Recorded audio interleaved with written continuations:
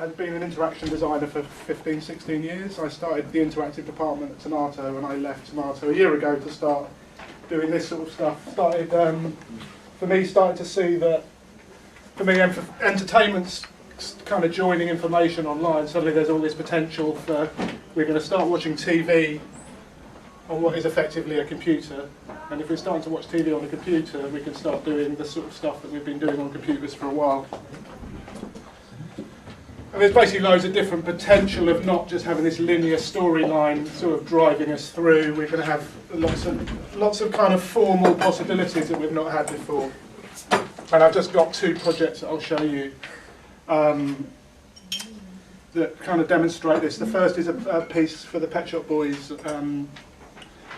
Been quite interested, now we're watching film online, that we're able to get access to the time control, so we can move through frame by frame, we can skip back, jump forward, and what does that mean as a piece of filmmaking? A friend of mine, Malcolm Garrett, who's a graphic designer, basically, when DVDs first came out, he did some work on a DVD and they gave him a 30-second free commercial, and what he did was took his whole portfolio and did them frame by frame, because DVD was the first time you could go perfect frame control. So instead of just having a 30-second commercial, he had thousands of pictures that he'd created over his whole lifetime. And that always stayed with me. I also really like how technology is getting faster and faster, and it means that some technologies, that in between technologies, can get simpler. So I've been aware of barcodes that are coming out, that have been out in Japan for a few years, called QR codes, that are created for your mobile phones to read them. So combining kind of subliminal content with these barcodes, we set out. Pet Shop Boys managers came to us and said they're releasing a song called Integral, which is a kind of big campaign against civil liberties in the UK, the introduction of ID cards. So it was a perfect, let's make a song with loads of barcodes in it that's talking about civil liberties. So that's what we did. So we made 2 versions. The first was a really low-res version based on the barcode.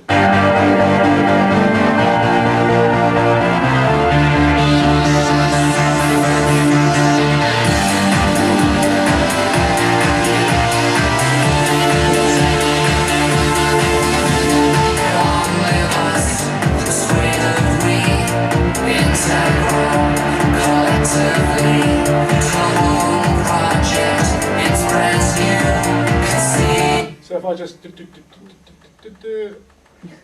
okay, I've got barcode reader on my phone. So if I do that, so that's a link to the BBC website. So my phone then jumps off to the website. So there is structured like a documentary. So there's about 120 links in here. The first 2/3 were looking at. So we checked. There was sectioned like a documentary that there was the history of civil liberties, things like George Orwell, current issues, and all that sort of stuff. And then the last third of it, we worked with Mark Thomas, who's a comedian in the UK, who's very active around demonstrating about civil liberties. So he created web content for us and other charities and stuff. So it was really allowing people to get active via the piece. And because they're filmmakers, they didn't want to just do low resolution. So we took the whole black and white video and then printed it out and then shot it stock frame in locations based on the chapters. If you're something to hide, you shouldn't even be here.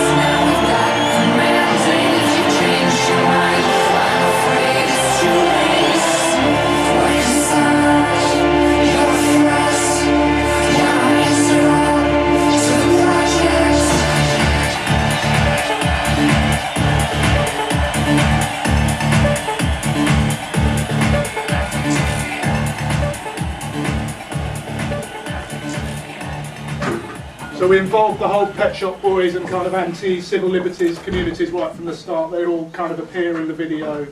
The whole black and white video is available. The whole video was available online in black and white as PDF, so people could print it out and create their own version. So it was this whole, it did create quite a lot of this loop back. In terms of press, there was a double-page spread in the Sun newspaper, which is the biggest English-speaking newspaper in the world, talking about QR codes and all this sort of stuff. And it's a very right-wing paper, very pro-ID cards. So 600 web pages talking about it. So it just really hit, this kind of barcode is just coming out as a very, basically the Sun newspaper are using it as a big marketing vehicle that they can sell, print ad and then a link off for your phone. So for me, it's this idea, suddenly a frame doesn't have to be a 25th or a 30th of a second, it can be something else once we have access to time control. So this, once again, is a stop motion project that we did.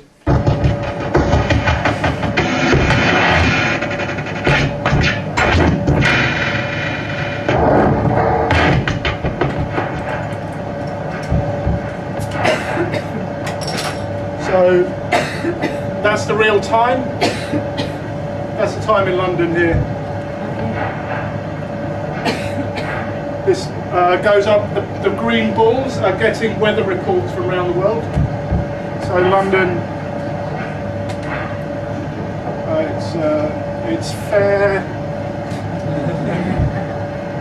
and it's 6 degrees. So it was like a mind map of the type of work that we do. So this was all shot in camera and then split apart and then re-put together in flash. Some very anal reflection work going on.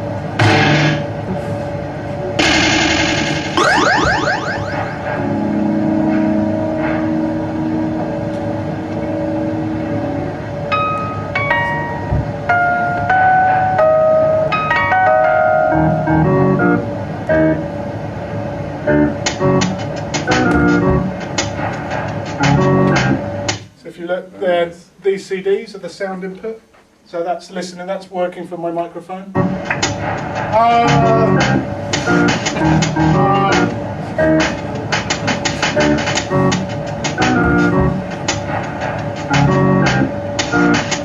So I think our kind of main point is starting to look, we're not trying to sort of tell stories, we're trying to create these kind of open-ended game-like environments, but using techniques of filmmaking and things like that. It's not trying to be, my old lecturer at university put it very nicely when he says, where a story is something you believed has happened and a game is something you believe is happening.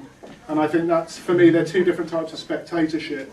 There's always been this kind of obsession with the forking path model of interactive narrative, this kind of get to this point and make two choices, and it's extremely inefficient as people who create media, because every time you have a choice you double what you have to produce. Things like this. This piece has got probably 20 seconds worth of content in it, and most people spend 6 to 7 minutes playing with it. So this is a completely different, this is a lot more efficient way of keeping our audience, not having to shoot that much and spending a lot of time with our audience. So these are just little experiments that we